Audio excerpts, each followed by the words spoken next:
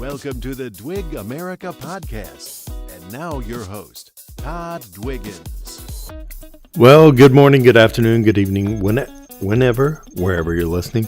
Welcome to the Dwig America podcast. I am your host, Todd Dwiggins, coming to you live from the Dwig America studios here in lovely Central Texas. So it's been about a month since I've done a podcast, and thousands of viewers have emailed, texted, called in saying, why have you not done a podcast lately? Actually, that's not true. I don't have thousands, hundreds, or tens of listeners.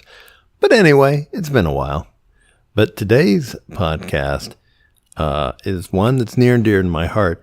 And I think it's one, I don't know if you call it controversial, but the topic that I am going to talk about today, I brought up to other people. And I'm surprised sometimes at the response. I've got a negative response, like that I'm being a jerk or unreal or whatever. But here's my, let's go. Let's talk about this topic today. So here's my theory. Let's start off with, if you are a doctor, if you're a med student, and you perform at the top of your class in med school, you have the opportunity to do or choose what field of medicine basically that you want to do if you perform at the highest levels. If you want to be a surgeon, you can be a surgeon or a brain surgeon, whatever. You can do any field of medicine. You get to choose. You have given yourself that opportunity by the effort and your achievements in school. If you're an attorney, if you go to law school, and you perform at the best of your class, you are going to have some of the better law firms vying for your services. Those are both professions. If you're a teacher and you go to school to become an educator, and you perform at the top of your class, you do everything you can to do the best you can. It doesn't matter when you go looking for a job. It seems to me that what matters more in getting a job in teaching, a lot of times, not always, but a lot of times, is, are you a coach?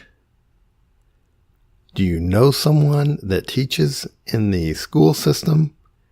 Do you have that sort of connection through either personal or sometimes even family connection, or, some sort of networking connection, which I'm not, those aren't always bad, but they have nothing to do with your academics and your ability to teach. And I sometimes wonder, because I hear teachers complain, well, we're not treated like other professions. Well, the profession itself doesn't treat itself like other professions. Because I believe if you were to treat it like any other profession, you would go and you would search these schools, you would look at their academics, and not just like, are they licensed? Think of it. If you're going to, let's go back to a doctor. If you're going to a doctor, the thing you can be very confident about, if you're going for a specialist or a special procedure, that they have the intelligence, these are your, like a neurosurgeon. These people are like the top of their classes. They're the best of the best doctors. So if you're going to a neurosurgeon, you're not getting like, well, he finished the bottom of his class in med school, but they still made him a neurosurgeon. That's not going to happen. You're going to get the best of the best.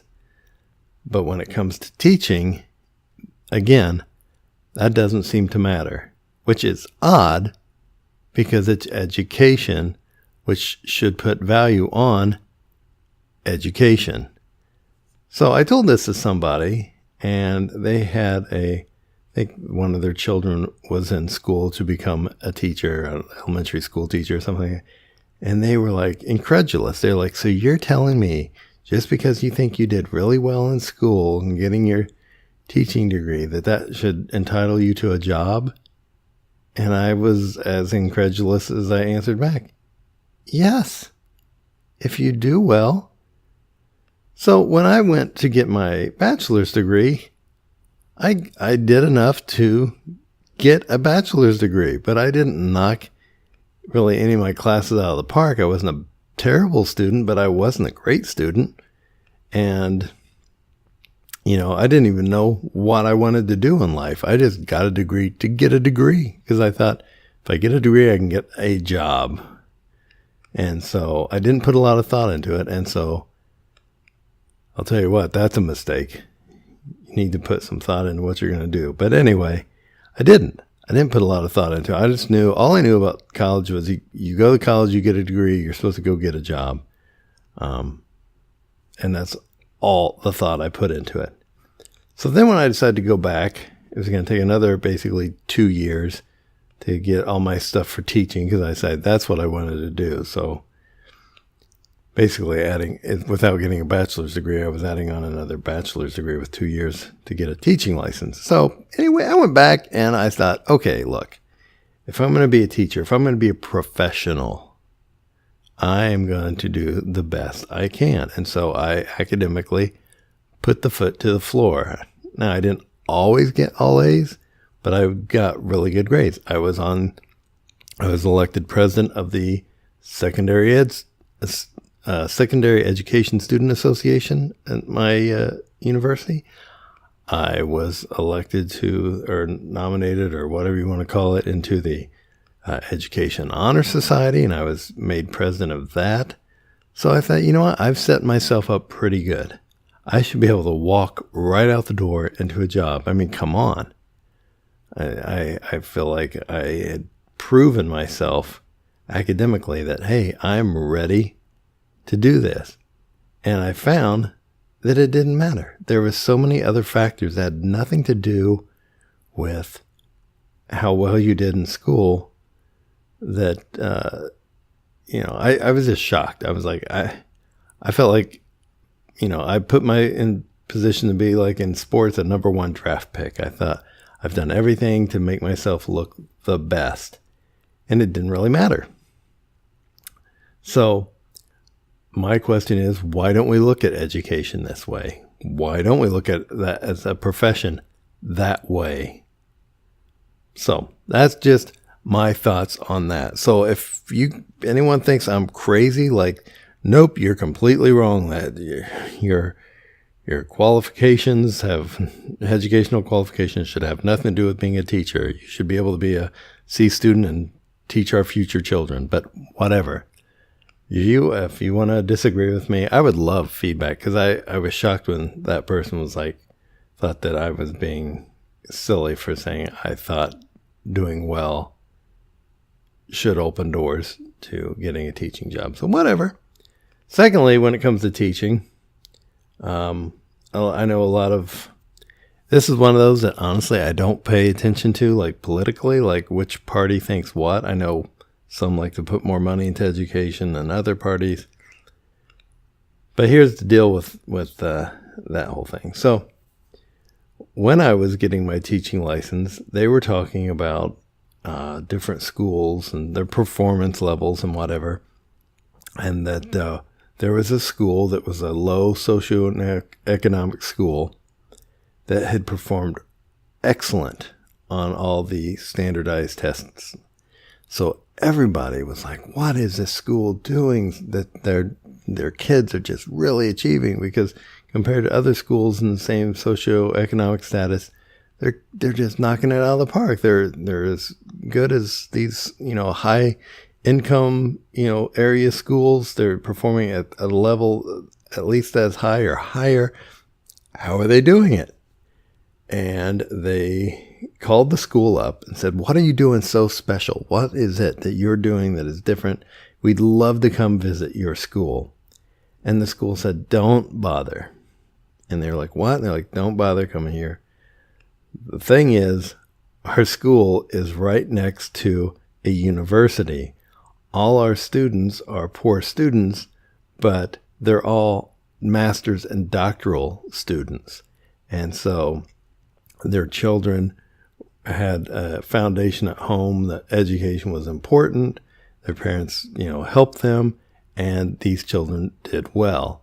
So what I discovered from that is you can put as much money as you want into schools, but honestly, if you don't have parents that care, you're not going to have students that care.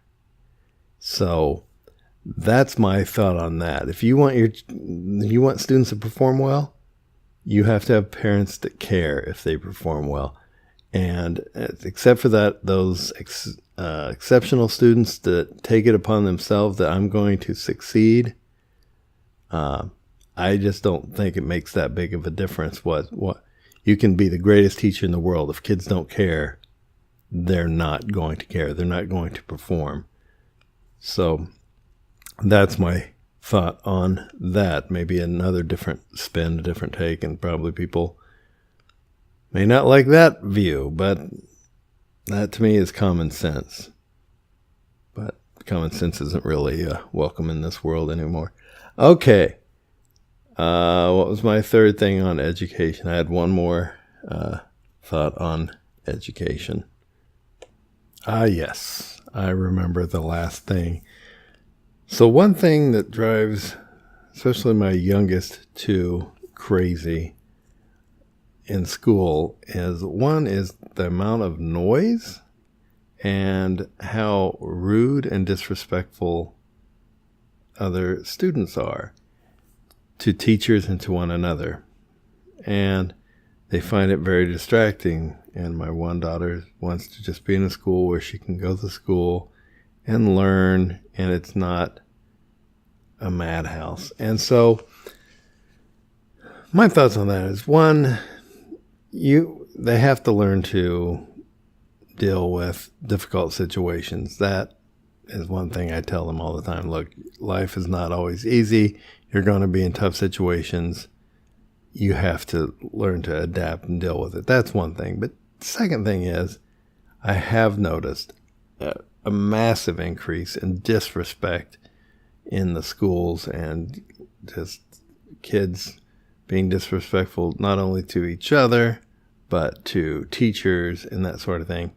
Now, when I was in school, way back in the old days, okay, if I was disrespectful, I had teachers that would take you in the hall and paddle you with a wooden paddle. And it wasn't abusive. In fact, my teacher, the one that did that to me, I wasn't disrespectful. I just didn't do my homework. So you could get paddled for not doing homework.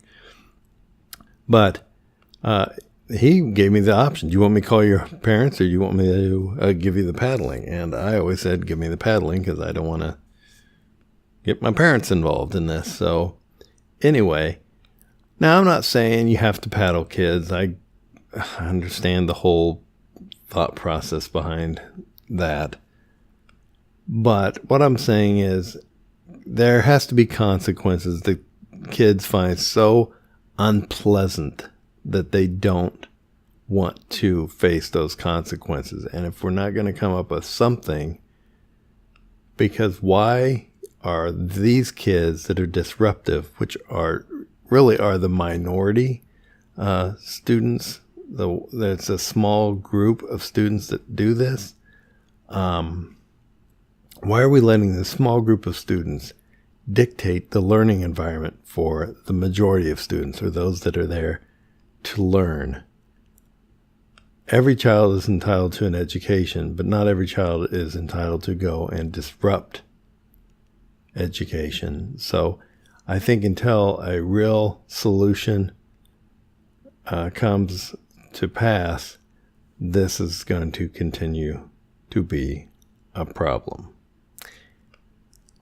I think education, I had teachers that were great, and I still talk to my kids about them, and that's the type of teacher and educator I want to be, is the kind that maybe the kids don't always remember the content, but they'll know I cared, and it was a good experience, and hopefully I make a positive impact on their lives. So that would be my message today for any teacher.